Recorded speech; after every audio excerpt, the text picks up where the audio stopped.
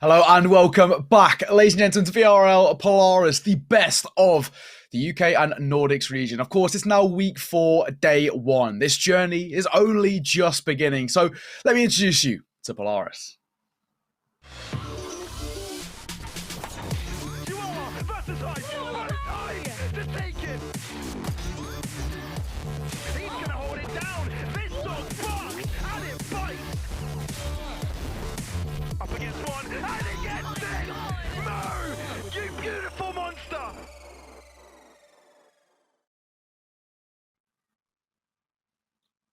Hello and welcome back, ladies and gentlemen, to Polaris. My name is Naokai. I'm joined, as per usual, by the lovely Naora Mizuki, as we're going to get things started with the side quest introduction into, well, everything, Sam. It's been a pretty hectic start to split number 2, it's safe to say. We have teams who were dominant last season, not so dominant this season, teams who, like WYACINE'S, for example, weren't that great last season, but now are fantastic. Let's take a kind of a talk about what we've seen, generally speaking, how the tournament's going so far, and, of course, how this whole thing runs. It's the best of the UK, best of the Nordics.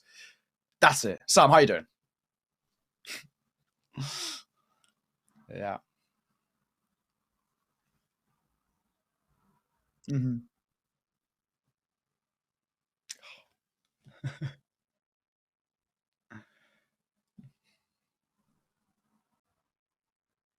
Oh, Sammy, you may be muted in VMix. I think I have to just mention that. There we go. Well, yeah, as Sam was mentioning, she was away. Myself as well, I've been away for the last kind of week and a half, and it's been a very sort of a hectic period with the last 3 weeks, essentially. We have some teams who weren't as great in split number 1 who have started to make their way forward, like WYACINE'S, which we'll delve into more detail going into kind of the individual teams themselves. But yeah, it's been a very, very good start. I think we've seen some big changes towards the game itself, you know, with introductions like Faye, for example, which hasn't really been selected all too much. It's a very hectic time in the UK and Nordics. Teams making changes left, right, and centre. Alliance is a pretty good example of that. I mean, a completely new roster on their side. And it's still kind of those trying to find their footing sort of thing. It's a very interesting period so far. Yeah, I think that, you know, one of the biggest things has been the sheer amount of upsets that we've seen recently. Sorry, I was muted for some reason. I just had to refresh some things and I'm back in action.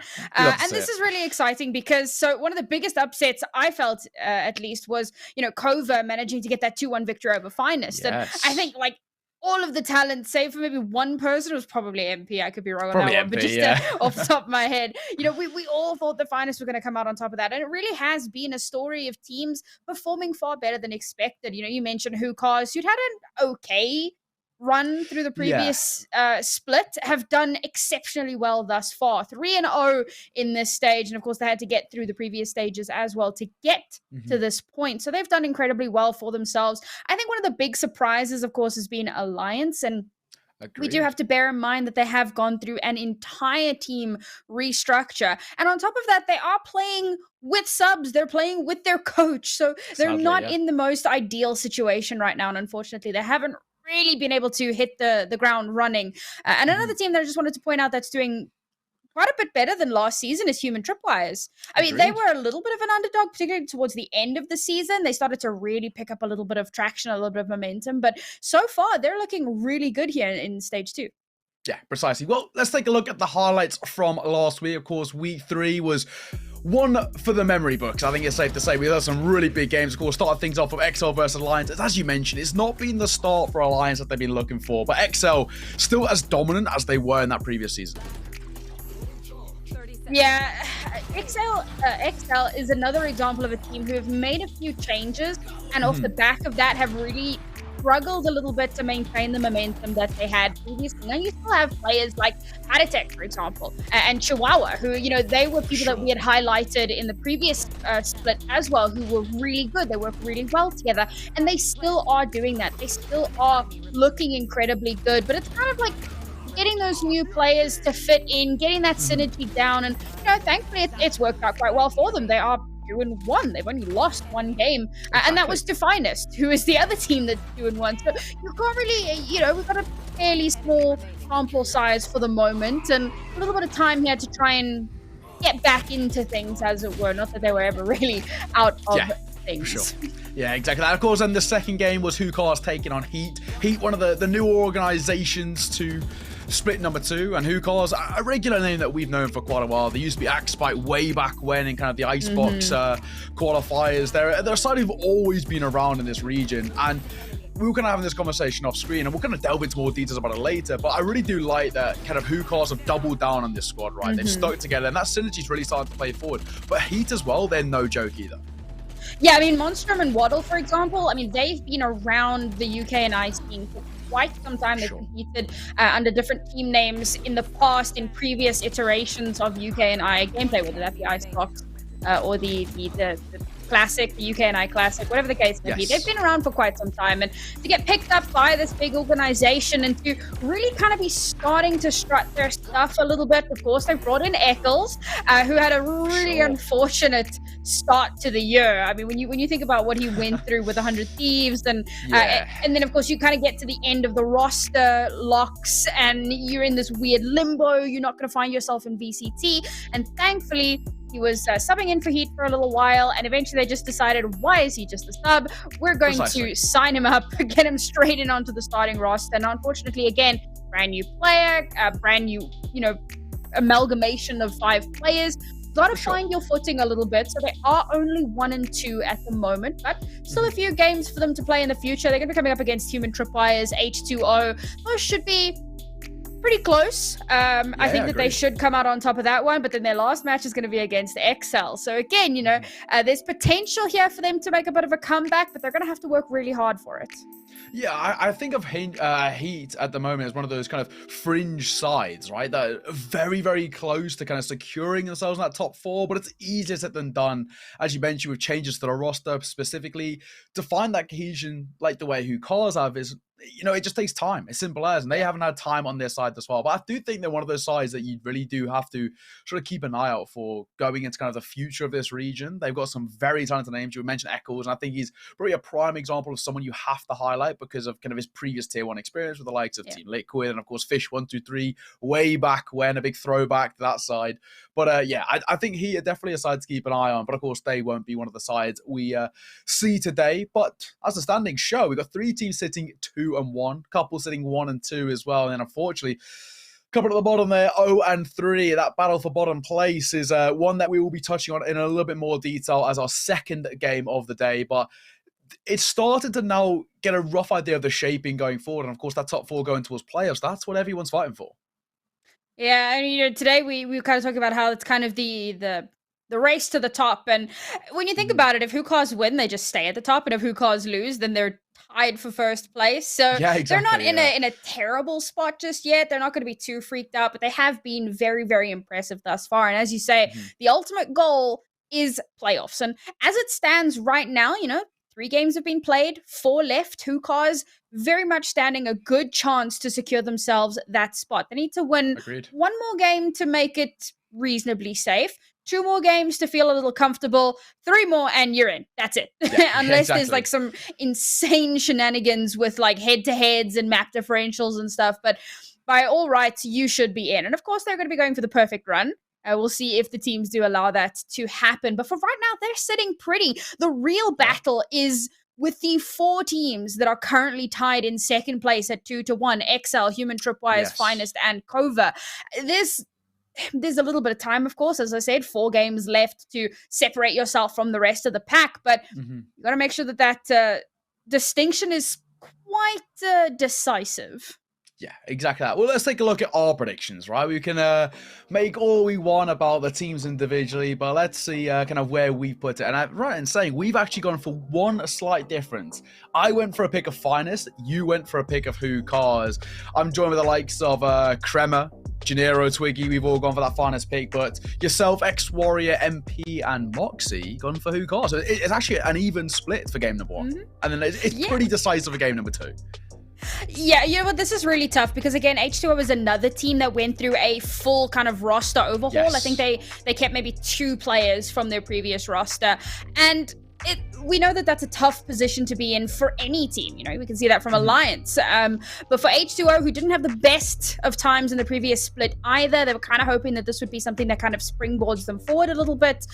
And I do find it interesting because, of course, both of these two teams are 0-3, as we mentioned, and Alliance are playing with 2 subs. So as much as I've gone for the Alliance pick here, I definitely feel like it could go either way. The Finest Hookahs one is, of course, going to be the really, really interesting one, because these are both 2 teams that have maintained a core for a decent amount of time. Hookahs a little bit longer than Finest, of course, but nonetheless, Finest have some of these incredible players that have really been around the block for quite some time. Some of those tier 1 level players in YACINE and Bongar, for example. So there's a lot of firepower on that roster, but Hookahs have just been on such a tear at the moment. I think that this is probably the most difficult prediction that I've had to make for this entire split. And that's saying something, because as you can see, I am leading the predictions right now. So this was a really tough one to call, and I hope I'm right, but we'll see what happens.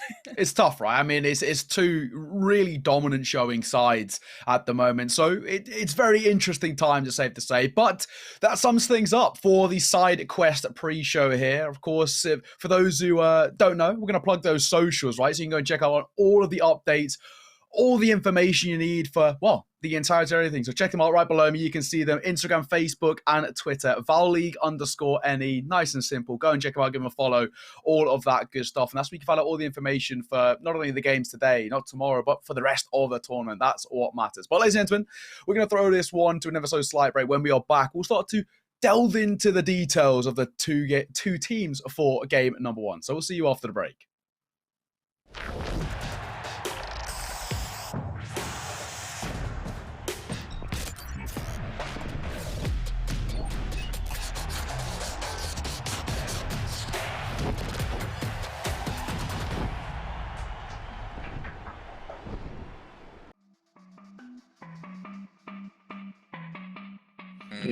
So, right.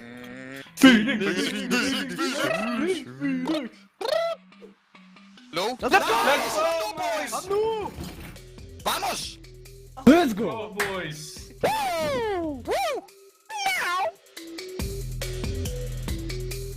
Yeah, just chill. One ping. Nice. One thing. Stem spot. He's dead. Oh, but Nice. all I need, it's a love tonight. Lol. He's AFK or what? Are you kidding me? You're stealing my kills, Foxy. You run for this one, yes? Yes.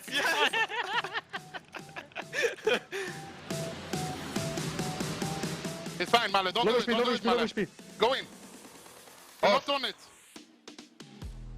Let's go! Boys! I love you! Oh my god, I love you! I love you guys! I love you so much! Under heaven, dead. He's short. Short main side. Janet, main. Main. 70. Yeah, he's 1 HP done. Nice! Nice. We like it. We like it spicy. Let's go. I'm gonna go B last round. If he sticks to the defuse though, he doesn't have to worry about the lockdown. Oh, but now he has to. Taking off a bit. Oh, but he finds the kill! Good. Nice! Nice. Now what? The 1v3 for the boys to see it out. Good see ya. Bro, I thought the tour was gonna kill me, bro. I was so scared. Let's go, guys. Let's go. Cypher's here as well. Open the door. Dashed in, he's in. Stairs. Dead stairs. Out main, both main. One more. Cypher's there. Nice. Come on, boys. Well played. That's how we roll, boys. Nice, guys. Let's go, man. Let's go.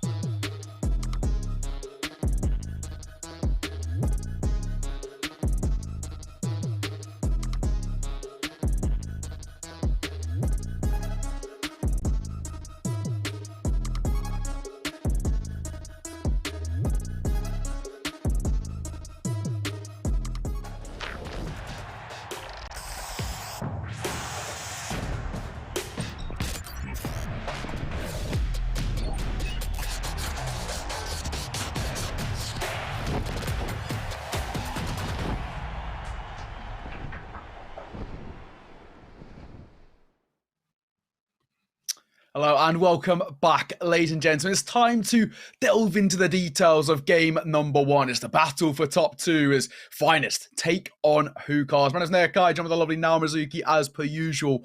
And Sam, this game is, for this season, in my opinion, probably one of the best games we could have got, right? You got a side like Hookahs who are currently absolutely, well, farming in the server. 3-0 they currently stand, and Finest who are 2-1, but probably one of the more dangerous sides in the whole thing. Yeah, I mean, this is a really rough one for me personally because I'm such a big fan of both of these two teams. Yeah. And, whenever it comes down to predictions, I'm usually vying for one or the other. Okay, there was one time where I didn't believe in Finest, and I absolutely should have, and I'm going to be kicking myself for that one for the rest of my life. But, for the rest of it, I tend to put my faith in these two teams. Now they're coming up against each other.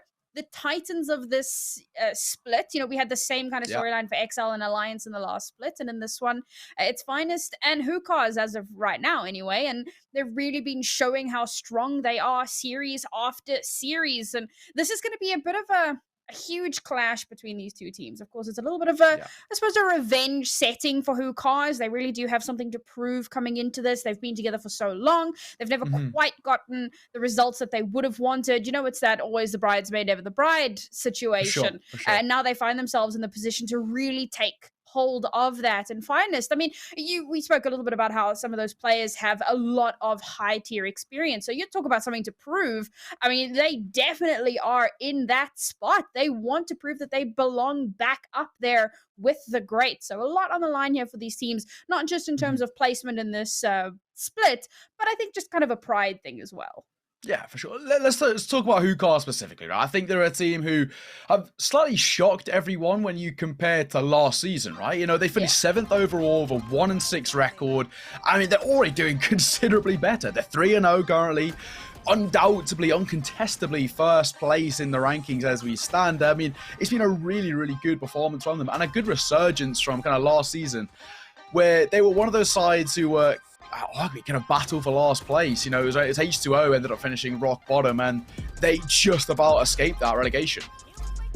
Yeah, I'm really hoping that we can see a lot more out of Hookahs, particularly because, for you and I, they've got a little bit of a soft spot in our hearts. We started broadcasting them way back in Icebox when they were under the Axfight banner, and unfortunately, that didn't last particularly long, and now they've come back, and they've also made a couple of changes. Sunshine, of course, being the newest member of the squad, and he's been exceptional as well, has slotted in very well, and, we know what David's like. He has been exceptional and very consistent. So, and one of the big things for me has been the fact that previously, I don't recall exactly if it was Icebox or if it was in Split 1. I think it was going all the way back to Icebox, where I said that he's an exceptional duelist, but one of his biggest problems is this overextension, this hyper-aggression that consistently gets punished. And he's reined that in so much now. Yes, he still has that explosive power. He's still able to go fairly aggressively and get results, but he also knows how to pull back when necessary. And I think that that's made a huge difference here for this team. Yeah, I mean, it's no surprise that David's been one of the shining stars, right? He's been such a brilliant player in his own regard, mechanically up there with some of the best. And it's going to be a bit of a thorn in the side of Finest, but we'll take a look at Finest. They're kind of a new organization to Split 2, but they're not new players. We know and love them all too well. Bonker and Yacine, as we mentioned, the two Swedes who have been in and around the scene for quite a while. Machina as well, another name who has been very formidable in this region. I mean, it's a really good side of individuals who are fantastic, and when they have that synergy coming together, I mean, they are so scary.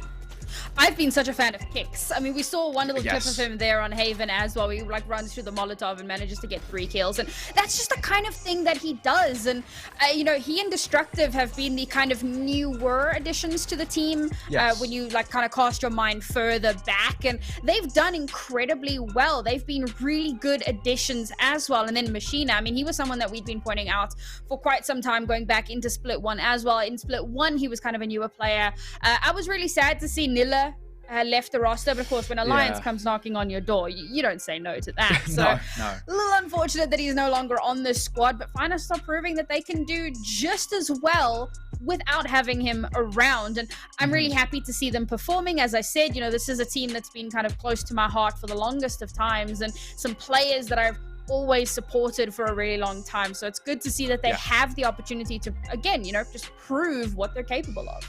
Yeah, I mean, they're coming into today with a 2-1 record. It's looking very, very good. Let's take a look at a little head-to-head that we've got lined up. You pick these two. We've got Sunshine and Destructive to kind of take a look into, and you kind of highlighted these two individuals, the new pickups of both of these sides, and kind of take a look at how they've been performing thus far. So very different in terms of what they bring to the table. Now you look at Destructive and he lives up to his name, okay? 212 ACS. Now bearing in mind this is lifetime. 212 ACS lifetime is ridiculous, and he plays Omen. But then you take a look at Sunshine. 195, it's not bad, it's not amazing, but you know what, he's there. But you know what he brings to the table? He plays that Sky. He plays the supportive role, and that's one of the things that I've consistently noticed when he plays on this squad. He's constantly making space, he's constantly making openings, and the reason that I kind of wanted to juxtapose these two players is because you have this raw firepower from Destructive on the supportive role, and on the other hand, you have Sunshine, who isn't necessarily as insane. Okay, he's got a 31% headshot percentage, which is pretty nutty in its own right. And it's not to say that he doesn't perform, but he really leans into that supportive role. He really leans into creating opportunities for the rest of his team. And, you know, sometimes you've got to weigh up the pros and cons. You know, do you lean into your supportive side and maybe give up a little bit of your firepower? Do you lean into the firepower and maybe not have as much support as you could be given? And I think that this just kind of shows that perfect balance. Now, maybe not necessarily for each of these two players, but when you put the two of them one on each scale, it does balance out quite perfectly. And it does just show that they were the best pickups that these two teams could have had. And I'm looking forward to seeing how they play up against each other on the server. Yeah, I mean, you hit the nail on the head there. And you're kind of speaking about, you know, firepower and ACS. And we do have a little kind of graphic to show you of exactly that. You highlighted these two kind of when we were talking about this off camera, about the two individuals that, in terms of ACS, are just flying very, very high. And I mean, with these two, we got kind of Davos and Kicks, 252.5 and 221.9. I mean, Sam, that is insane. Now, this isn't lifetime. This is over the course of stage 2, which includes the qualifiers and the promotion, everything. For sure. It is nuts. 252 on David. Can I just break this down for you, okay? So that's just ACS. Cool, fair enough. Over the 7 series that they've played so far, he has 128 deaths and 128 kills and 84 deaths. That averages 12 per series. I think that that's the lowest out of anyone, and I would need to double check that, but I know for certain it's the lowest on his team at the very least. That duelist firepower, we spoke about it, being someone who can, you know, get up in the enemy team's face, but the fact that he can survive, and this is what I was saying, he reins it in, he knows when to pull back. So if you're getting consistent kills over and over and over again, you're building up that ACS, you're not dying, you're staying alive to support the rest of your team. And this was a big issue that I'd noticed with YACINE recently. He goes for the explosive plays, but he often winds up dying first. This is a huge boon for David. Now we look at Kicks, on the other hand. Kicks has had 137 deaths. As opposed to David's 84. And yet, despite that, he still has so much impact on a supportive role that his ACS is still over 200. That is absurd. I mean, again, you know, just these insanely good players. I cannot get over just how good they are. Yeah, I mean, individually, right? When things aren't going well, sometimes just to be able to have that reliance on someone to step up on an individual note. You know, they say about the backpack and carrying a team, and this is where those two step up, right? They have that ability to carry the team through some pretty dark times. And with a series like this of two of arguably the best teams in this entire region, I mean, they're going to need those individuals to step up. They're going to need to bring some of that ACS to the game if they even want to be able to take a map, because that's going to be easier said than done. But Sam, I want to talk about another thing. I want to talk about predictions in terms of the maps going in towards this one. We were kind of having a look at the stats themselves. I was kind of taking a deep dive into what we've seen thus far. I hate to say it, but it's very unlikely Fracture comes through. It's the least picked map thus far. It's my favorite map personally to play, but I feel like it might not come here. But what do you think in terms of maps? Where do you think we're heading? So I don't think Haven comes out. It's Hookah's Instaban. for the last few months. They don't play that map. They literally have 0 play on that map. Yeah. So that's not coming out whatsoever. Now, for Finest, of course, you have to dig a little bit deeper. You can't just go based off of their Finest stats because they've only been Finest for about a month, but the team has been together for a little while. So you dig a little deeper, you go into the Tundra stats as well. And as much as they have a 100% win rate on Bind recently, if you take a look at their Tundra stats, they've only played that map twice in the last 3 months, with a 0% win rate. So I would be a little surprised to see that Bind pick come through, particularly with what I mentioned about YACINE, you know, tending to be a very aggressive player, getting caught out of position quite often, getting that first death fairly often. Now, I saw that a lot on Split, but it has been a recurring issue that I'm hoping that they will have found, you know, some time to work on a little bit more here. We take a look at you know, Icebox and Breeze, and those seem to be the 2 maps that they play the most, so very likely we're going to see a little bit of that. We can't see Fracture, but hey, I'll take Breeze. Yeah, agreed. I'll take a Breeze. Let's take a look at the map so we can finish up our guesses and we can take a look at what reality can bring to us for game number 1, series number 1 of today. Icebox will kickstart things. You called it, and Breeze will come in as map number 2. And if we get there, Split will be our decider. That's if we get there.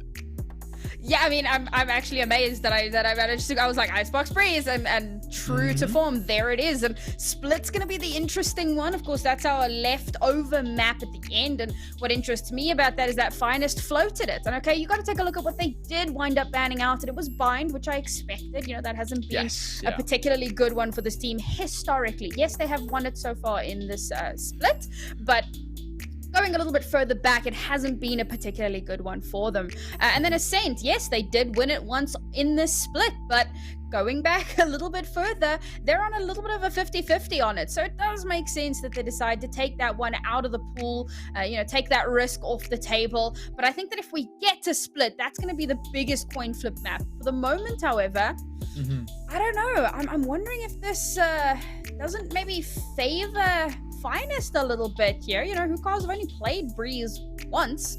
Fair enough, they have a 100% win rate on it, but they've only played it once. So this could be a bit rough. Yeah, I feel like Icebox becomes that win factor, right? It's a very sort of interesting precedent as we stand, especially going in towards Breeze, as you mentioned. It's a little bit kind of less played. I think for me as well, that coin flip was between kind of what we get of Split and Ascent. As you mentioned, Finest have played Ascent already, but it's not their confident pick. And I think when you are against a side like Hookahs, who in terms of recent form are the best in this region at the moment, there's no time for risks, right? You have to go for a map in which you can at least feel confident to challenge a side who at the moment have been relatively unchallenged. They've looked absolutely stunning at the moment. So I think that Split pick is probably one of the more confident ones in terms of, or more comfortable, may I say, in terms of rather than an Ascent, which, as you mentioned, kind of it's not their most confident. They have got wins it before, but against this type of side, it's easier said than done. But as you mentioned, if we do get to Split, though, I do feel like it's a coin flip. I feel very much that going on towards map number 3, it then becomes very momentum heavy, right? More than kind of the individuals having their preferences, having their strength map picks with the likes of Icebox and Breeze. It then just becomes, you know, get a small period of momentum and it could run away with it.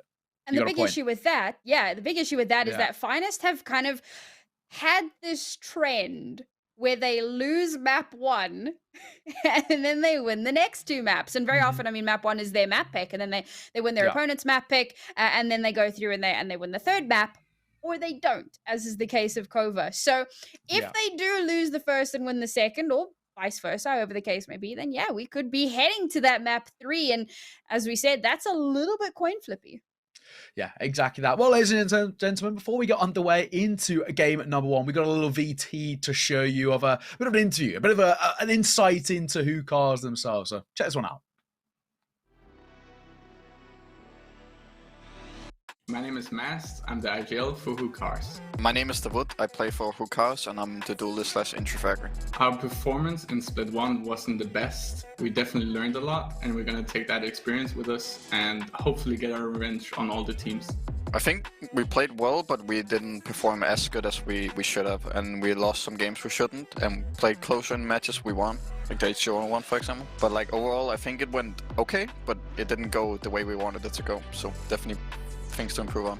Well, the stuff that we changed is we changed a player on our team. We changed Gallo to Sunshine, which has helped our team a lot. It's a greater fit The synergy is there, and everyone just has a good time. We also improved a lot on strats, and just the fundamentals of our gameplay has changed a lot. We tried to go back to the basics, like try stuff, like swap around roles and stuff like that, and see like if we had better fits that could like play the different roles.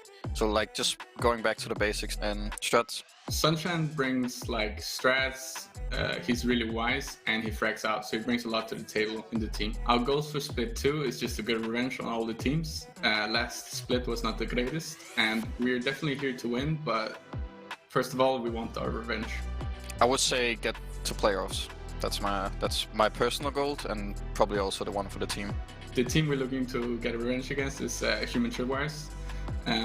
That was not fun losing to, so I'm definitely looking to get my revenge against them. Probably Human Tripwires, because we used to play with Ratsky before, so like I think that would be the one. The players to look out on the team is just everyone. I think we all are mechanical gifted. Everyone on the team is very mechanically gifted and very like wise, in-game wise, and like game sense and stuff. Everyone has their roles and does them very well. We're clever and we're gonna play a lot together, so just look for the team and you'll definitely see some highlights.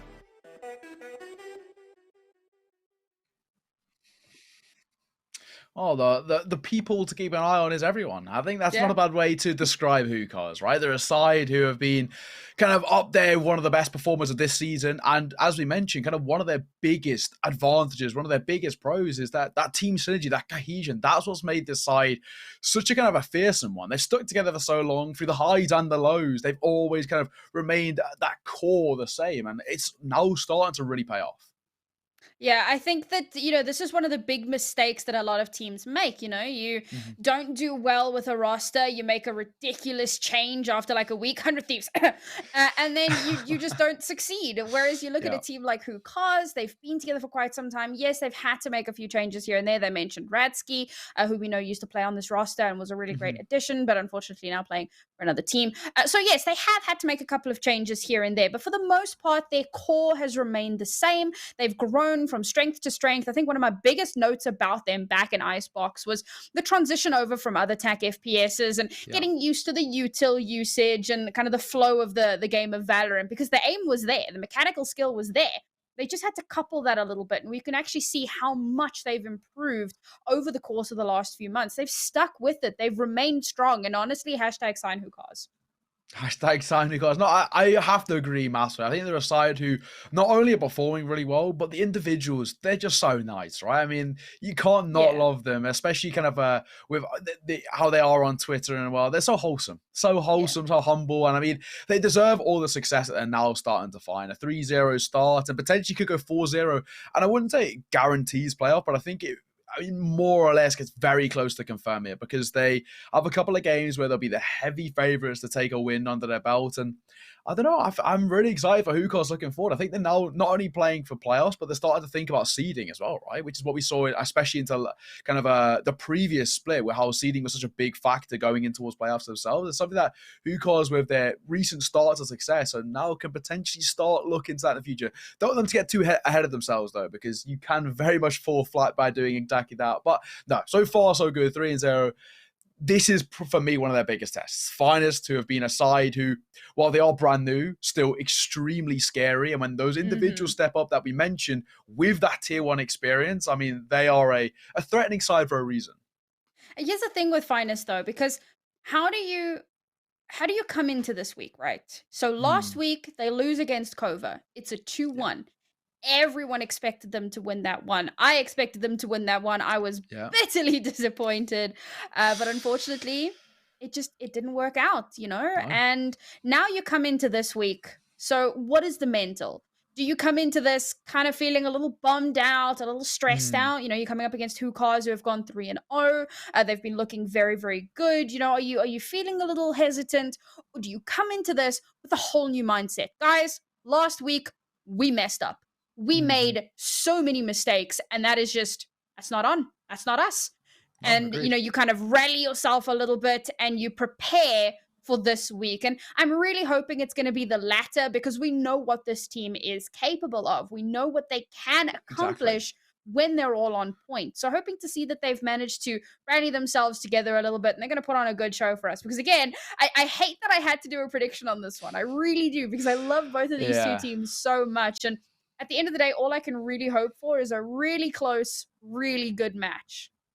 Yeah, that mental reset, as you mentioned, I think is a very kind of prevalent point coming into towards today, right? Because you've gone from a side who you were kind of favourites to win, and then it was an upset, to then a side where on paper you're technically not, right? I mean, you got Hookahs who, in terms of current form, you could realistically chalk them as the favourites, and people wouldn't kind of be ballistic about that opinion. So it is a kind of a very interesting time. But I think with kind of, as you mentioned, that experience of the individuals themselves, they played at that tier 1 level. I think in terms of the mental, that reset hopefully should be there. But I think for me, I'm more interested about the preparation. I think they may have predicted these sort of map vetoes to come through, and it does now, in my mind, start to chalk itself up to posturing towards a map number 3, which, I mean, as we already mentioned, Split being that coin flip, I think is going to be a bloodbath.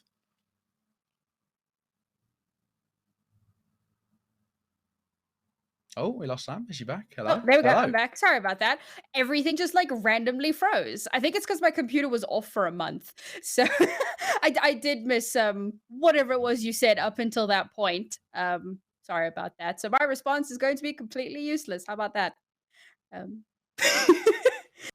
Looking forward to the game, though. I think it's going to be a good one. I'm really hoping to see some real resurgence here again. You know, just to kind of reiterate some of the main points that I'd spoken about previously. So again, you know, Yacine, who had been a little bit too aggressive, and that was something that we'd seen from David for the longest time as well. And so David had been able to rein that in, and now we need to see if Yacine has been able to do that. Because I spoke about the Kova matchup and how that was not great, and you know, one of the big factors into that was the fact that, you know, Yacine was struggling a little bit. So now we're heading on over to our first map, and I suppose it's a fairly standard composition. Yeah, I was going to say. For Icebox.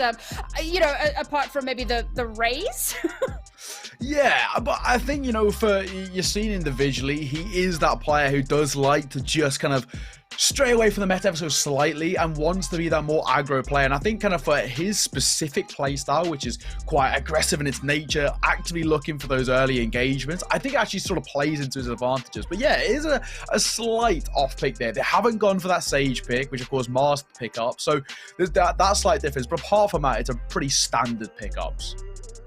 I'm looking forward to seeing how the B executes are going to go without that Sage, but I'm sure they'll be able to make that one happen fairly easily, fairly quick, sharp.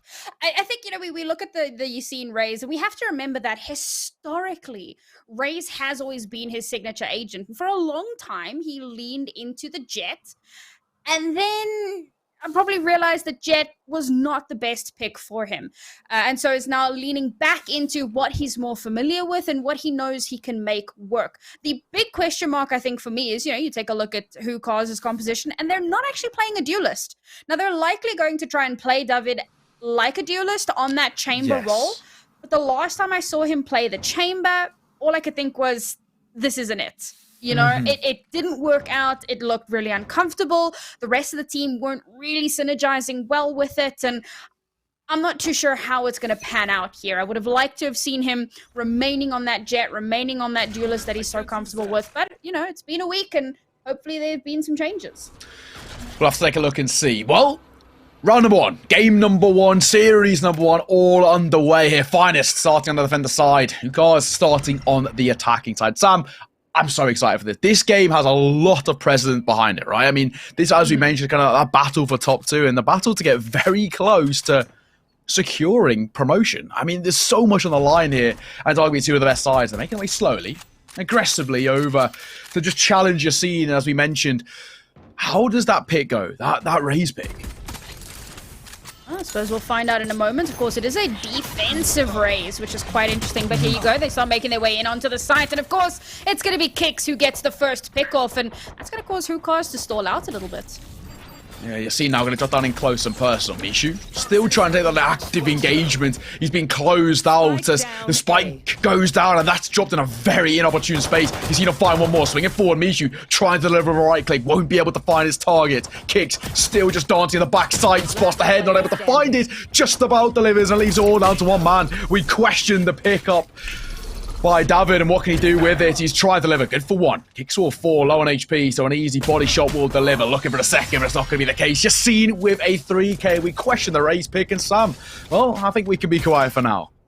Yeah, I mean, he's also played that really patiently with the rest of the team, didn't overextend. He played very, very well there. And of course, the rest of the team also performing their jobs perfectly. That beautiful, pretty standard Viper wall that we can see there as well, that kind of cuts off the A site, gives them quite a lot of room to work with. And as they start pushing forward slowly, I mean, they kind of hold their angles. They wait for Hookahs because they know Hookahs have to push through because, well, they're on the attacking side. They wait for the push to come in and they just mow all of the players down. And of course it is Kix and Yacine who come up huge in that round. But of course it is just the first pistol round. We know that pistol rounds can be a little coin flippy. Yes. So now Finest are going to go in with a bonus. Well, I say a bonus, it's a force.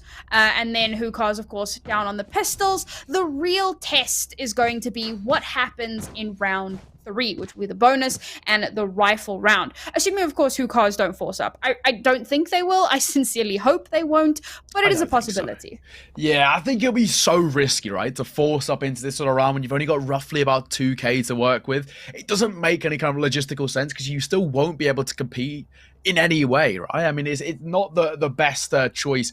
Just go for that slight eco here, more or less give up the round in quotation marks, but kind of play to build up that long-term economy going in towards round number 3. This should realistically be a 2-0 starting off the finals. We do have a quick tech pause though. We have a couple of FPS problems, so hopefully be back underway momentarily. Good start for finals though. Bit of a statement to be made there as well with a really clear-cut hold, and with you're seeing stepping up with a 3k, Kix finding 2. We're starting to see those individuals make a name for themselves over towards finals, as we know they could do.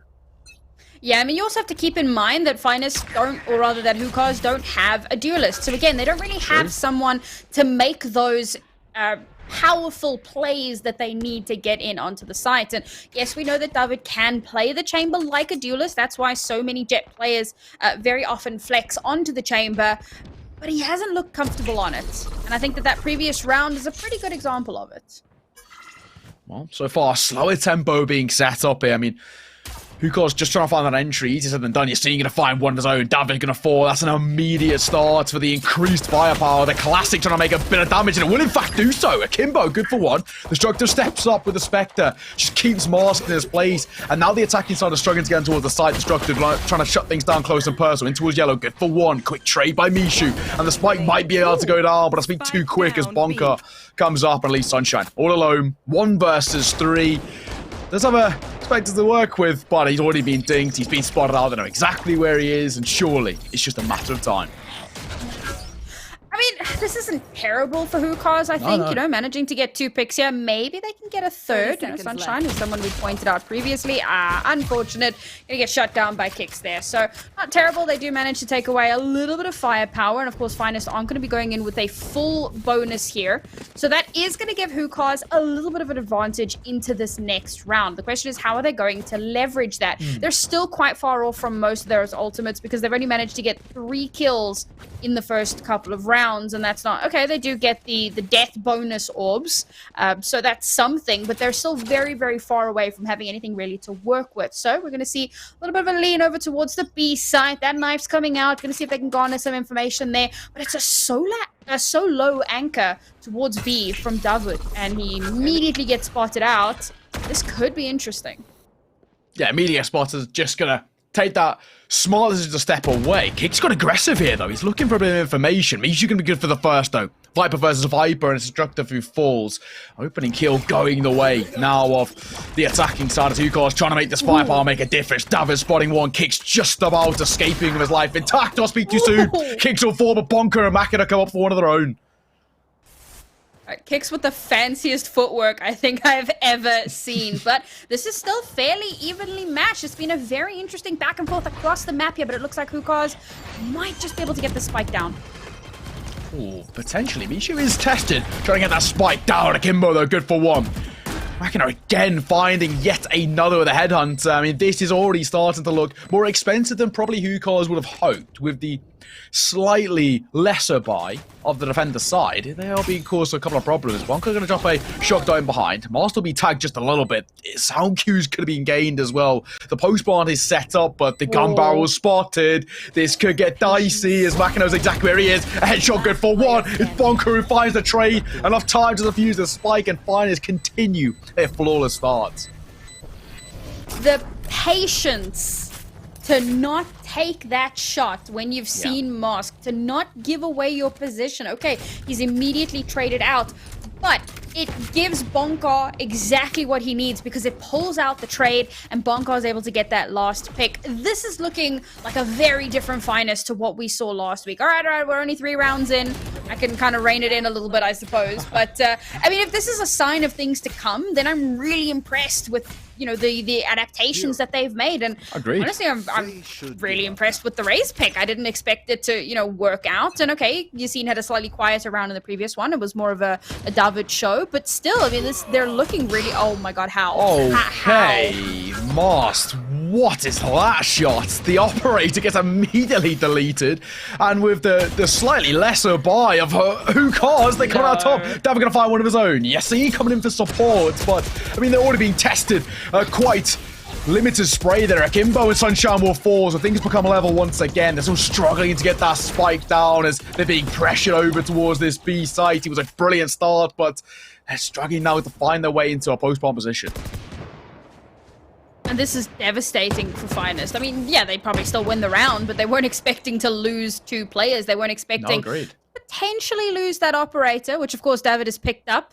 He's got that in his hands. And I mean, geez, I wouldn't even hate it if Hookahs just decided to hold on to the op. But they do need to try to make some sort of a play here. So, David, tip of the spear. The only bit of firepower that they have available. There you go. Oh, give themselves a numbers advantage. Revealing area. Nice shots on Recon will come through, trying to just spot the Mars spray into the standard plant position. Mars trying to be denied. He will just about be able to get it down. And I say just about, as now the spike goes down. Post plant sets up with an advantage in favor of Hookahs. The question is now how to find their way back in towards the site, which realistically looks locked out. David, holding from yellow, trying to deny.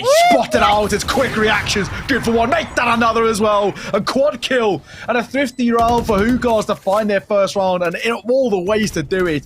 A double sheriff headshot to kickstart things is brilliant.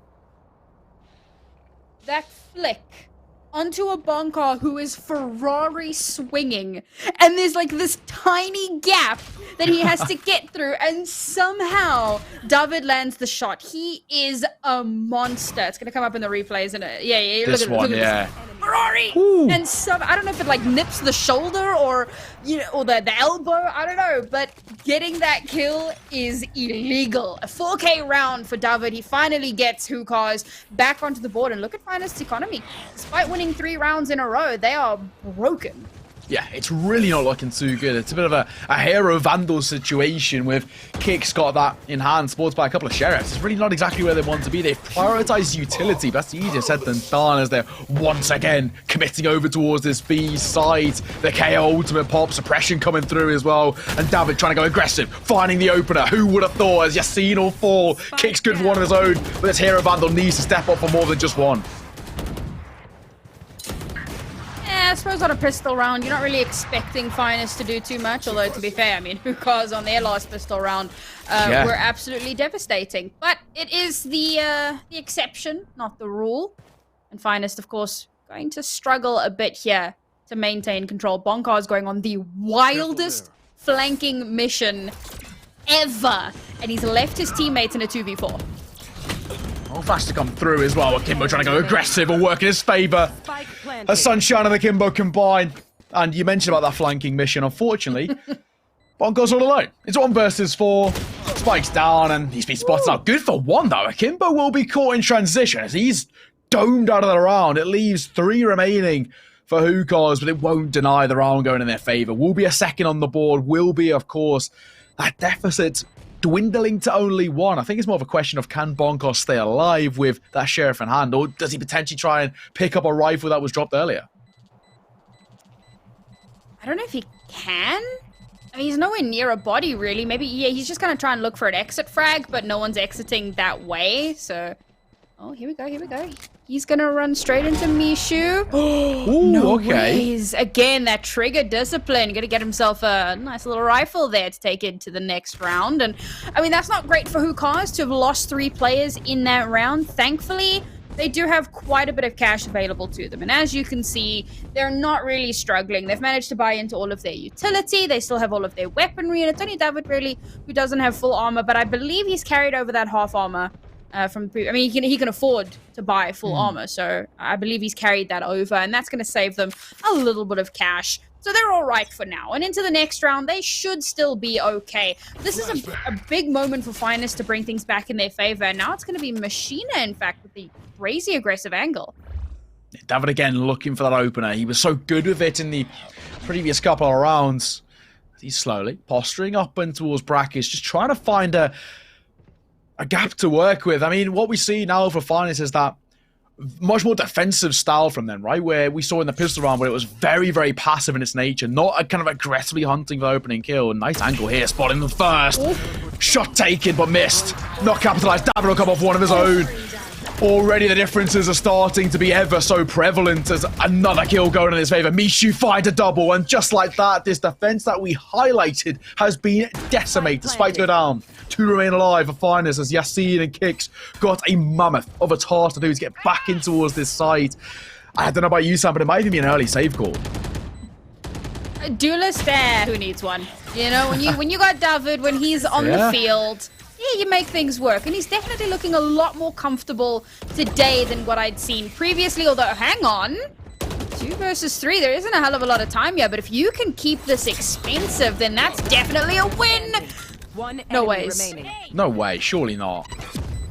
He's come through. Painkillers is just going to try he and... blocked himself. Yeah, unfortunate. Taps Spike. Not going to be spotted out. And David knows all too well no one's there. He can take that step away.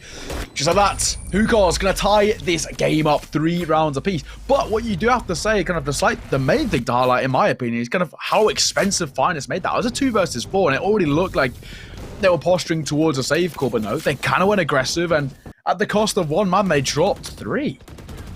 Yeah, I mean, the fact that they were able to lose so many players in that last engagement, maybe you get a little too complacent. Maybe, you know, you're not really expecting this kind of resurgence from these last 2 players. And I dare say that Finest shouldn't have gotten away with that. But they do. Again, showing the prowess of the players that they have on their team. And now take a look at these ultimates. Hookahs are only missing 1. Apart from that, we have every ultimate online. We start things off with the Viper's Pit, and nothing's really happening over towards the A site. David here. Oh, there he is. He wins the off battle against Machina, and that's the 2nd time, in fact. Already, again, I mean, we're starting to see, as we mentioned prior, those individuals step up. David's becoming a real problem, as we very much expected. But yeah, Sheena falling already, not exactly what we want to see. Hunter's going to come forward. I think it's possible just a little bit of information, but not enough to be as prevalent as they need. They're still sort of keeping Viper's Pit over towards the A side. They're not making the committal play back over towards that B side. But this numbers advantage in favor of Hookahs, and Spike being tapped as well. Now things are getting dicey. The rotation goal has to be made here, but no, still committing one of it towards A to deny that rotation. They haven't been able to find their way on towards the side comfortably, but in a 3 versus 5 situation, this is looking already dicey. Oh no. Showstopper will find one. Sunshine will fall. That's a nice kill, and one that I desperately needed. Justine steps up. We question that raise, but he is really starting to make it into his own.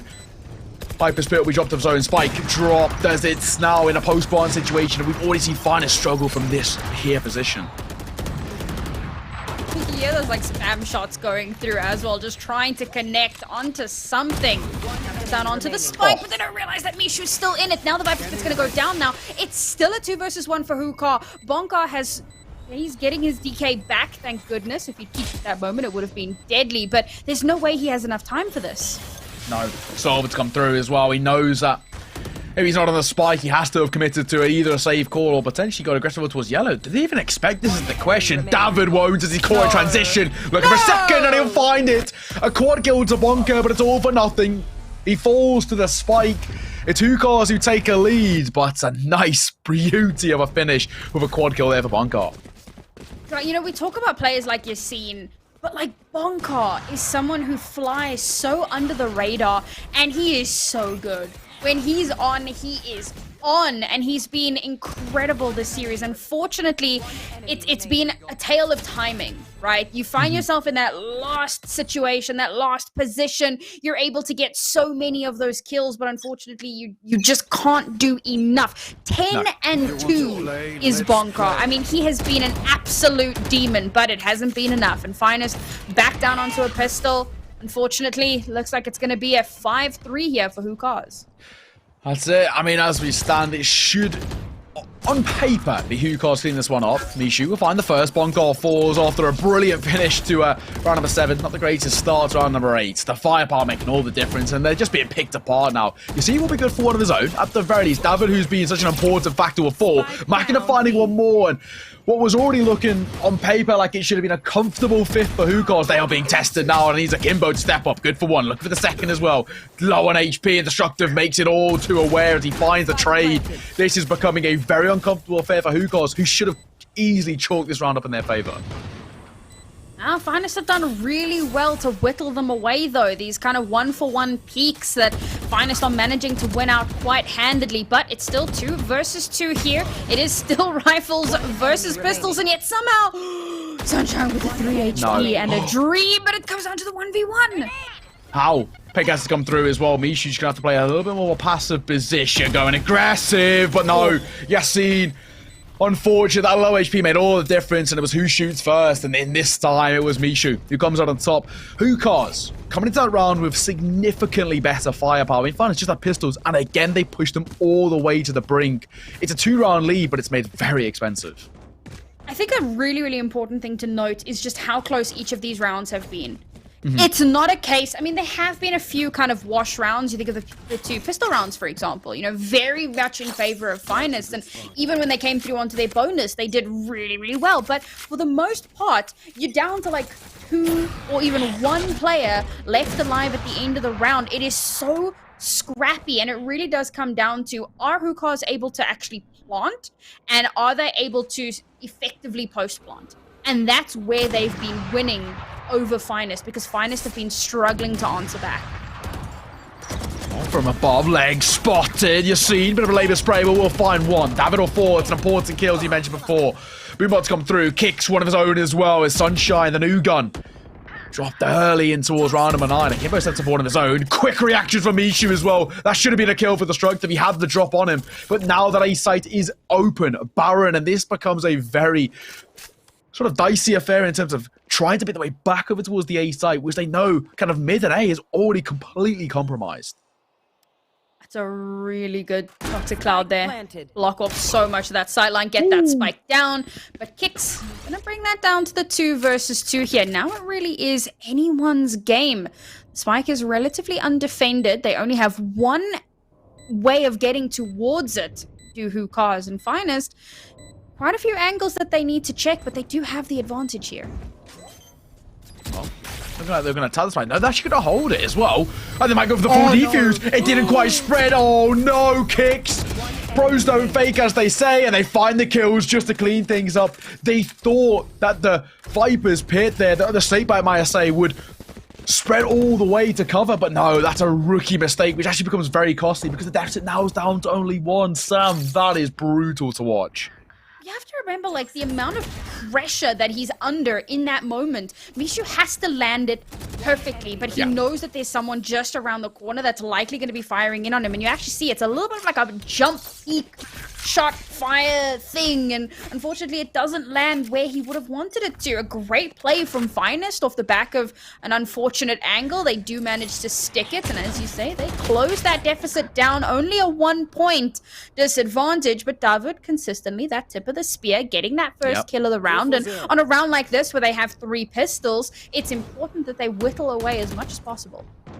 Yeah, this is where there's kind of that double hero rifle has to step up here with the Vandals coming through here.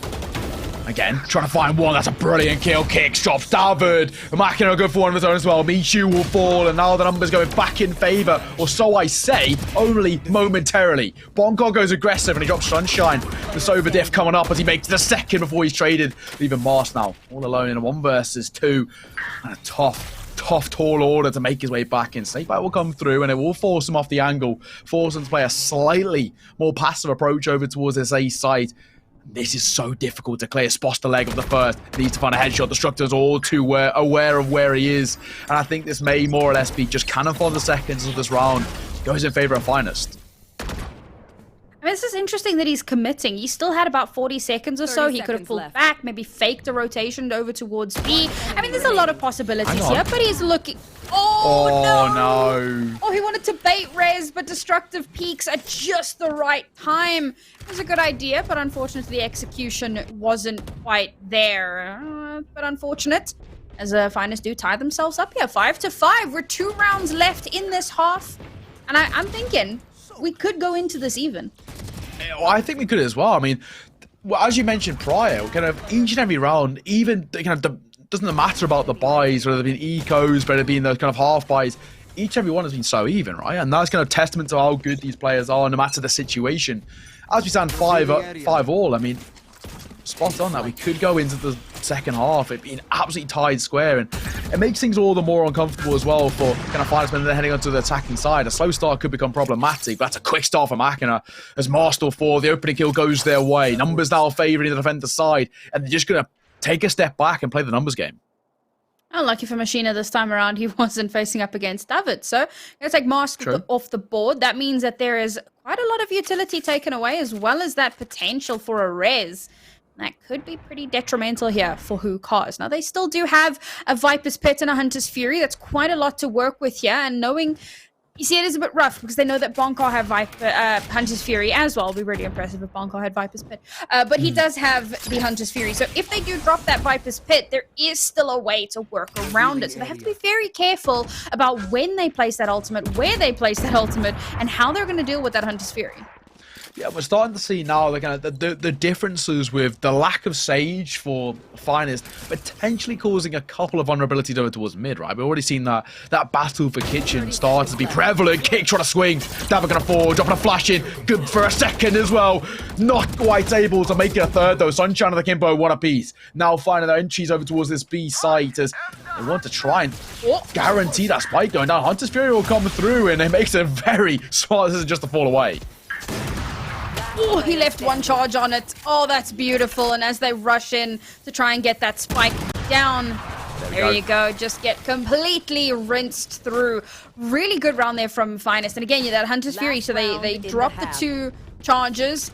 And, you know, maybe you don't quite realize that there's still 1 charge left. Maybe you think it's expired. You know, you realize you've got like 10 seconds left. You have to make something happen. So they push forward, and there it is. The last one forces Sunshine to have to push behind those crates, and he gets taken down. A really smart play from Finest, but that's going to put them at the lead. And Hookahs, I was expecting a potential even scoreline at the half, but unfortunately with this very, very broken force, I don't know if I see it happening.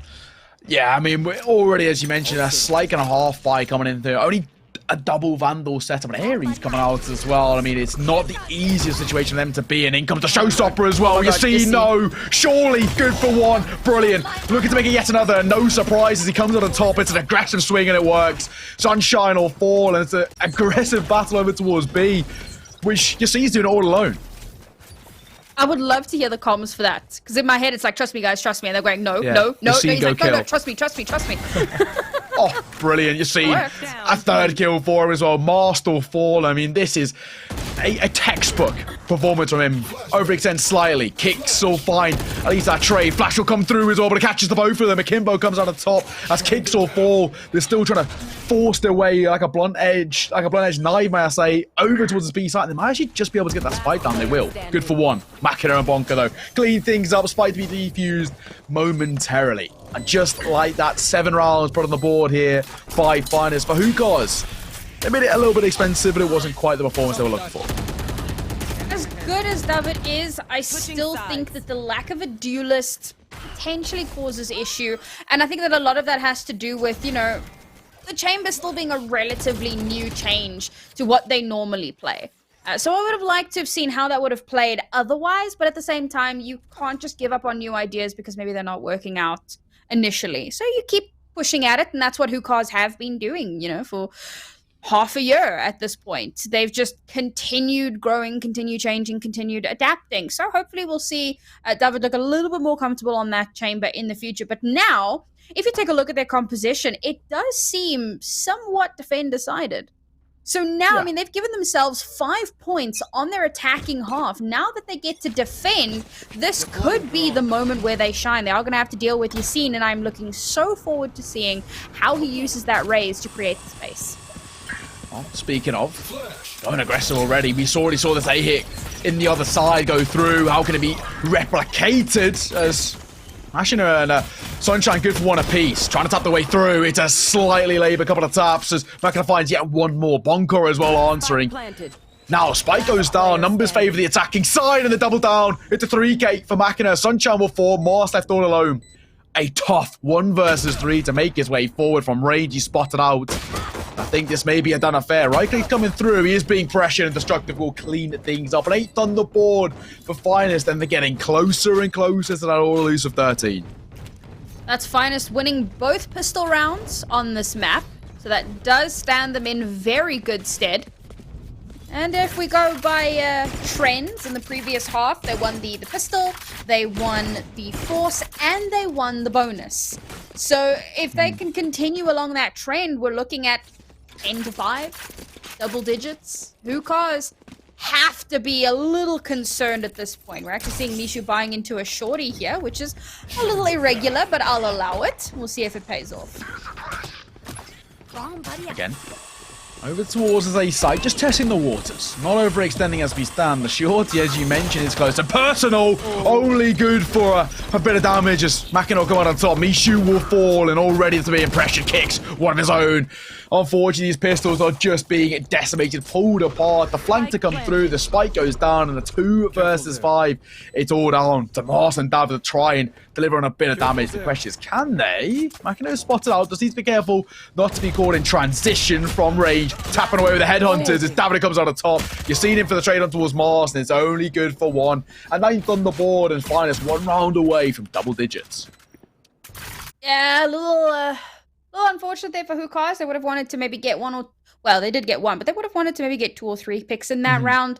Make it a slightly more expensive bonus or a non-bonus.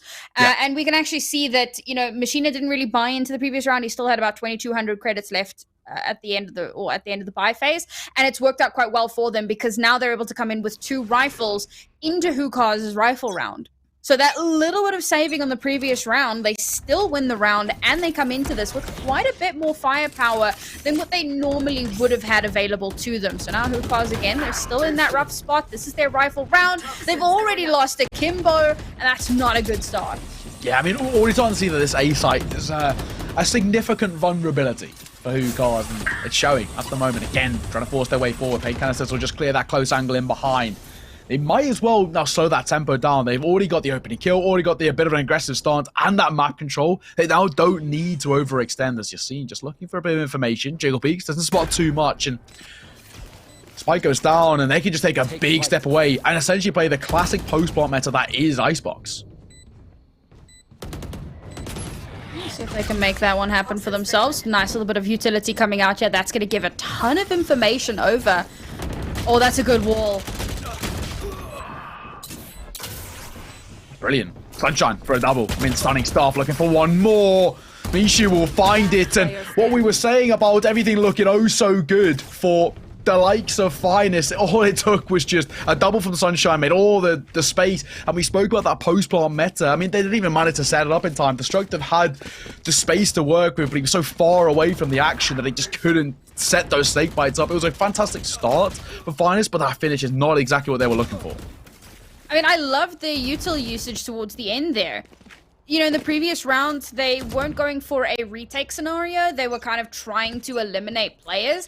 This is that round where they actually go for a retake. They wait until the spike has been planted, and then they invest some of their utility to try and take back the space, and it works out really well for them. So let's see if they continue along with that, hold on to some of that util, make sure they have it available for when that spike does go down. Oh, again, aggressive over towards the A side. This time Kicks gonna pay the price for exactly that. As Sunshine Good for the first. We're going to make it a second as well. Kimbo will drop the spike, and that's not a great place to drop it either. Tough to collect, as Destructive will find the trade at the very least. And Maka now holding from above. He's just waiting for a pixel to work with, waiting for the swing. There it is. Mars overextends and pays the price. As we stand at 3 versus 3, they still can't get that spike down though. Yeah, I mean, look where YACINE is at this point. He's heading off towards B. Or at least mid. We'll see what he does actually commit to, but he's running. But it's been called. Look at this rotation over towards the B side. David is expecting it. David, who has that rifle in his hands. And I mean, even YACINE is kind of expecting it. You have to play so carefully. But Machina, who's just not looking. It's going to give Hookah's numbers advantage. They've got so much of the map control here. Finest are in a rough spot. Yeah, I mean, as we stand, it's not really looking too good for them. Jump Peak as well was put all the information they need. Sunshine can now just hold down the fort from mid, but he has to be careful about that vulnerability once again. Over towards the A side, YACINE sneaking his way forward, spotting him out. Sunshine holds down the fort, and that's enough. 10 seconds left on the clock, and I think time has become their worst enemy now. Spike trying to go down. I don't think he's going to be given the chance to, and he will just about, but instantly domed out of the round. David cleans things up. That's Hookahs finding their 7th.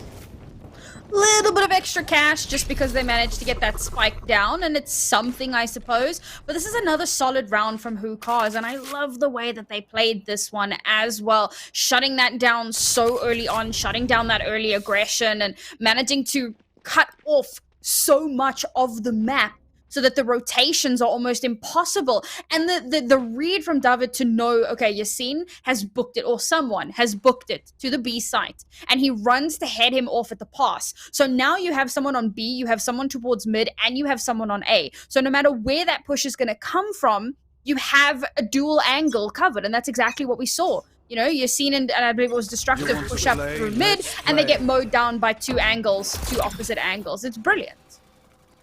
Oh, David now, elevator angle, YACINE. We all too aware, big swing. Slightly aggressive, or just TP away. Smart way to play it as well. We guess the information, that's what he needs. Spotted out 3 in total as well. So that rotation call is being made. Hunter's Fury coming through as well. Spotting out information on more. Not able to find a kill, but at the very least, they've got a pretty good idea of where they're posturing towards. That B side, which they're still committing to. I mean, David gets so much early information. He spots YACINE satcheling. He sees 2 people before he rendezvous away. And that means he knows that it's the B push. So Hookahs are able to start a rotation. They've left A unguarded. They realize now it's likely the B push. Oh, and they're committing, right? And now they're even going further aggressive. Kicks can just tuck himself in a corner and cut out transitions. Akimbo is close to the action. Spike's still yet to go down as well. So I mean, it's not that committal play. There's where Kick steps up, a slight gap. Good enough for him to work with. Akimbo will fall. And as we stand there, everything's starting to play in favor now of the attack inside. They're flooding their way forward. Kick just cut off that transition, as we mentioned, spotting on information on the rotation too. Does need to be careful not to be caught in transition. Just about makes away. Oh, this is so good. Spike's heading over towards the A site. They make a ton of noise on B. They push out like super deep into the B site. And oh dear. Okay, that missed spot is definitely gonna cost them. Let's see if Machina can make up for it. No! 2 missed shots in a row. I mean, you've got to hit those, right? With the tour de force, it's a necessity, it's safe to say, and Suppression's exactly not where they want to be. We always see Destructive. He just dropped that Viper's Pit coming up. He's still trying to hold down the 4. The question, can he find anything? And he will fall. Spammed his way through. David going to find one of his own. Hunter's Fury replicated to try and deny that defuse coming in from behind. Kicks causing problems. Just playing with fire. Bonker finds one of his own with the Hunter's Fury. Spectre Spray doesn't quite work. He's sticking the defuse, and I think he might just be able to get it, and he will. Mishu defuses. That's Hookahs finding an 8th. God, talk about a chaotic round. And the amount of utility and ultimates that went into that. The Viper's Pit that unfortunately didn't get a ton of value because, like, you're kind of maneuvering around a little bit. You're trying not to get shot as enemy players are pushing their way into the pit. And unfortunately, you get taken out, so the pit goes down really early. You have managed to chunk away a lot of HP thanks to Decay, so you're really hoping your team are going to be able to follow up on that one. And I mean, it is. It's just a complete bloodbath at the end there. But it's going to be Hookahs that somehow managed to come out on top of that one. Finest post plants have not been as good as they should be, as good as they need to be. And Hookahs have brought it down to only a 1-point deficit. Finest on basically a pistol round. They've got a Guardian in there just for a little bit of firepower, but this should be the evening of the scorelines. Yeah, I mean, when you kind of, if you cast our minds back to kind of 2-3 rounds ago, it did sort of look like Finest were on the right track, just closing out this map, and now it's not looking as good. Kicks, beauty of a shot though. Sheriff close and personal, instantly traded by Mishu, is now already that defense over towards the east side starting to look a little bit more solidified. You see, going aggressive, good one of his own as well. The Guardian comes up. Hang on a second, the Headhunter's good for 2. Kicks another one to his name, and it's F David all alone, an operator to work with. Nice shot to drop destructive, but still 3 more bodies to find to make this not an embarrassing performance and to deny the double digits. Jeez, tell them how you really feel, man. Jeez. Yeah, okay. Another really absurd pistol round. Okay, previously it was Hookahs with the absurd pistol round. This time around it's going to be Finest. And David has to make miracles happen here. He wants to get as many kills. Oh, there you go.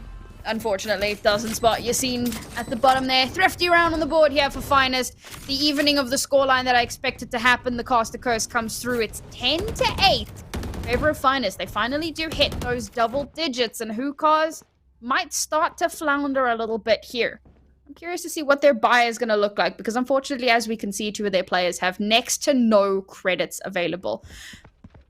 Yeah, it's going to be so rough. Oh, a little bit grim over there, isn't it? I mean, we're seeing the kind of that full investment being committed to, but I mean, it's really uncomfortable, isn't it? I mean, David's just going to play things a little bit more on the slightly passive side in terms of his economy with the Headhunters, but even still not great. Sunshine does spot out the early information, Bloss backing away as well. But it's Akimbo and Mishu going to kickstart things, looking for a third, only finds it a double, but that's good enough. Most.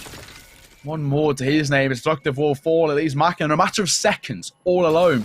What was looking like it should have been a comfortable Finest round. No, David, with a tour de force, will finish things off, and that's Hookahs once again, making it a 1-round affair with a, questionably limited buy.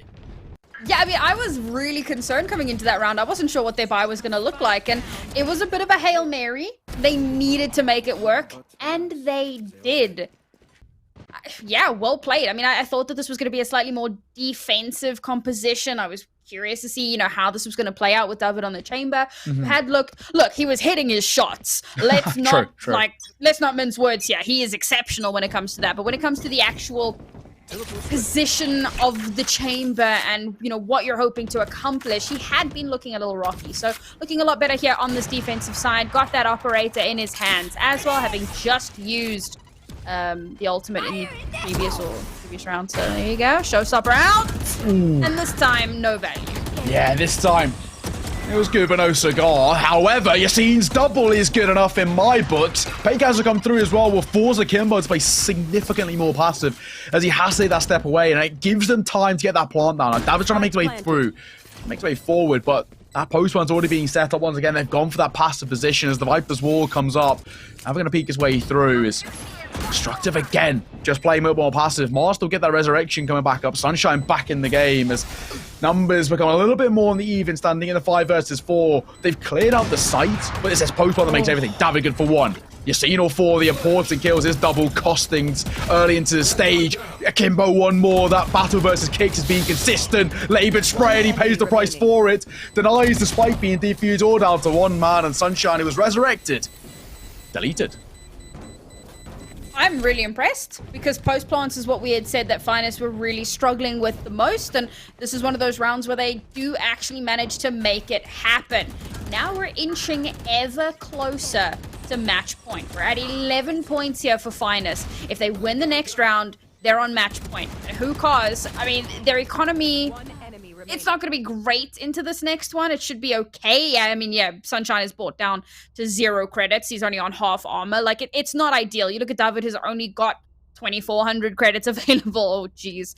I mean, he could buy Headhunter bullets. So, yeah, he's got a full mag there. So, at least he's got that going for him. And I think this is the perfect time for Hookahs to take this much-needed timeout. And, got to give props to Finest here. And again, I just want to highlight Yacine a little bit again, because I had spoken at the start about his tendency to get over aggressive, and we actually did see a little bit in the last round of the half there where he kind of went absolutely ape with the showstopper, manages to get a kill, manages to get a second as well on the retreat, and you know, does get out with his life. And that had been a little bit of a rare occurrence in their last series, so it's nice to see him a little bit more back on form, but also to see that he's not taking those unnecessary risks quite so often this time around, and it really has paid off. When he lives, I mean, look at him, 19-5. He's been an or 19-15. He's been an absolute monster, and again, the you know, 5 assists as well on top of everything else. He's just been such a staple for this team, and it's good to see, because when YACINE is on point,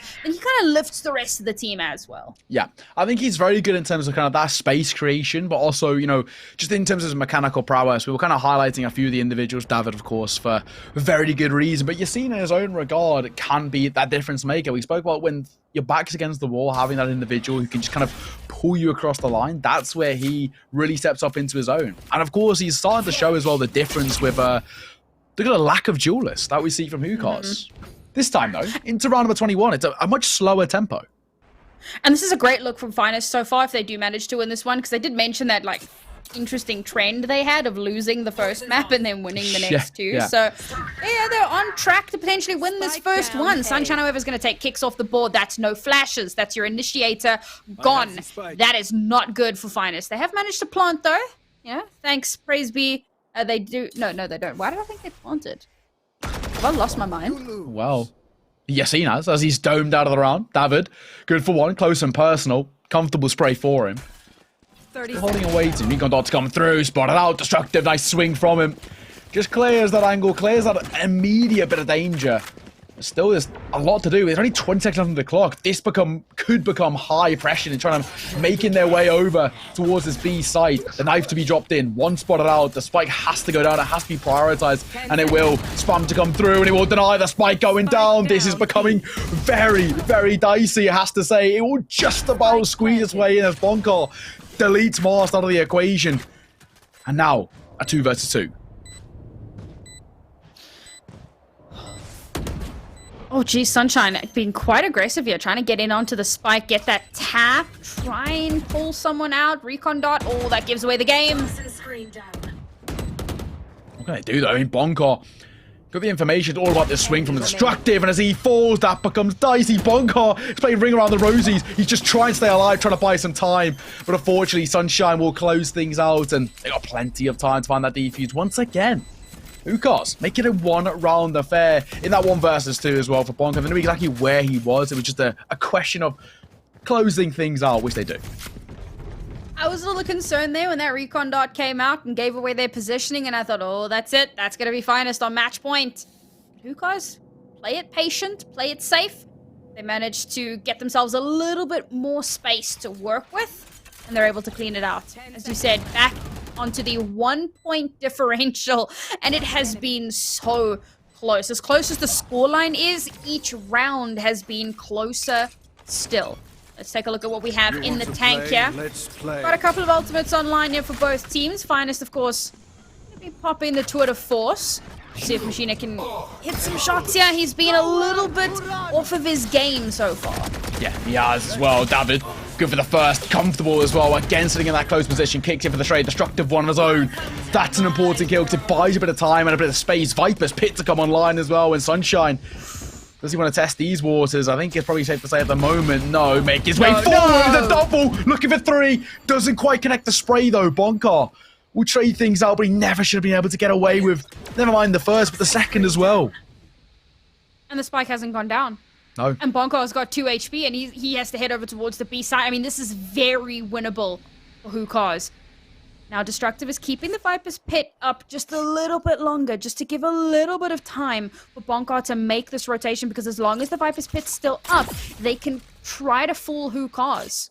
Yeah, exactly. It's about kind of just drawing the attention away, which is what they're doing right now, but I mean, they're slowly going to start to get the idea. Potentially that B side could be where they should head. Spike to go down, and that rotation now being made to try and support Blanco. As you mentioned, 2 points of HP. How does he even play this? He can't overextend because he's not going to win out that fight in terms of just his raw HP. But if he plays too passive, he's going to be of no use. It's a really tough position for him to be in. He's just going to sit in close and personal, waiting for an opportunity. 2 points of HP, and he could actually be the thorn in their side.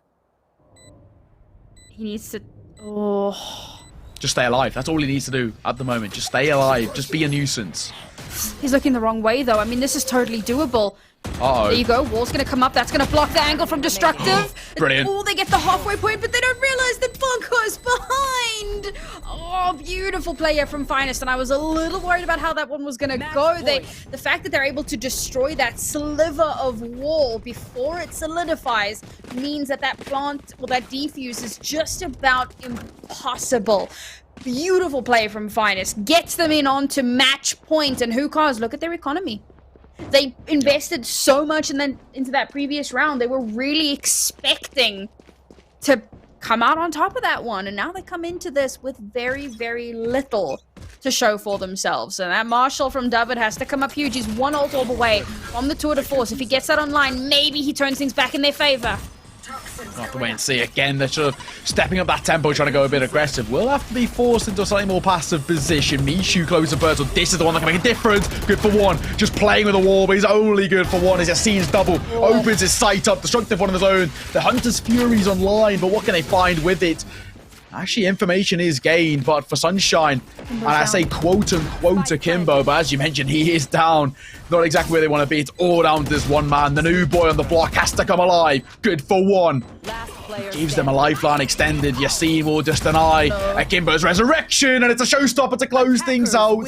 A quad kill for YACINE confirms things for Finest as they take map number 1. It was neck and neck all the way up until the final dying embers, but it's Finest who crossed the line first. Oh, Hookahs keep that close. And that last round, I'm going to be replaying it in my mind for quite some time because, again, it's another solid hold from Finest once they do actually get that spike down. And they had a few rough rounds on their attacking half. It took them a little while to find their footing, get in the groove, get that momentum going. But once they did, they started to perform very, very well. And, you know, again, Machina, who had a bit of a slow start, particularly on the defensive side, because, you know, he wasn't quite hitting those op shots, he really started to come alive on the attacking side. And that, you know, kind of shows a little bit more of that value, particularly when you look at the fact that he's playing that chamber. And, you know, starting to create a little bit of that space necessary. And really good stuff here from Finest. They have, so far, they've broken the initial or the previous curse that they had of losing the first map and then winning on to the next two. They do win their very own map pick of Icebox, but we kind of spoke about how the map pool seems to favor them a little bit. You know, we're going to be heading in onto Breeze next. It's Hookahs' map pick. They've only played it once. Yes, they have a 100% win rate on it, but they've only played it once. So we'll see how they do stack up against Finest, who have some pretty good stats on Breeze themselves. Yeah, I think it's a very interesting time as we stand, and we already kind of mentioned in the kind of the pre-game conversations about how these two sides both can be quite momentum-based at times, and I do now sort of worry ever so slightly for Hookahs going in towards map number 2 of Breeze, of where the momentum of Finest's very nice victory here, and the kind of how their morale is going to be probably just that cut above, could become the difference maker. And, you know,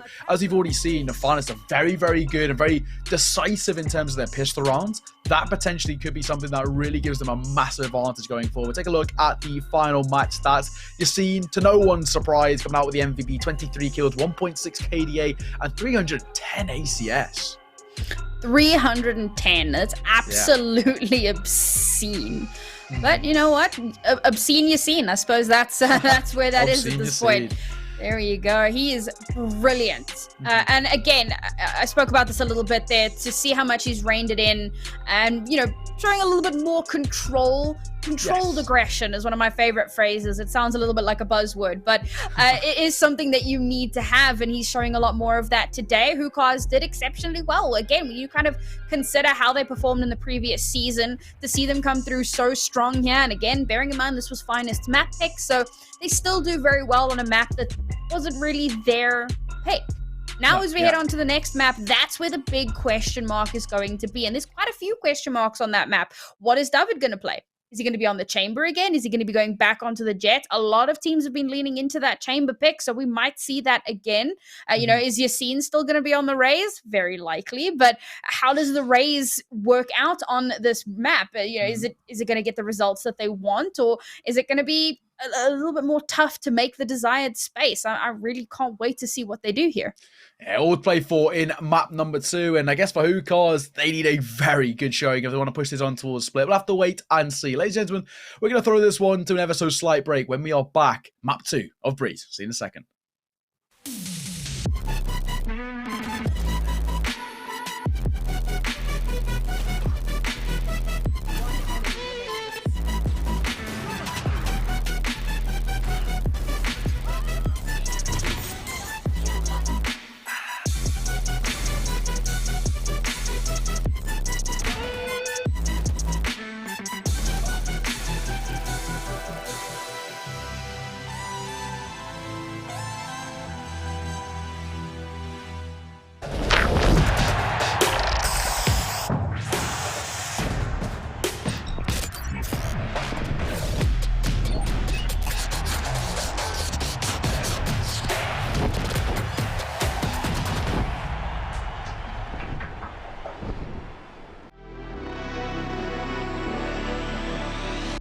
Hello, Bonker here, in-game leader for Team Finest. Hi, my name is Yacine. I'm a duelist for Team Finest. What will change for Split 2? I mean, we're a brand new team, and I would honestly say that a lot of things is going to change for this split because of the meta shift. Chamber is in the game, Jet is getting nerfed, etc. So it's going to be a lot of new different things.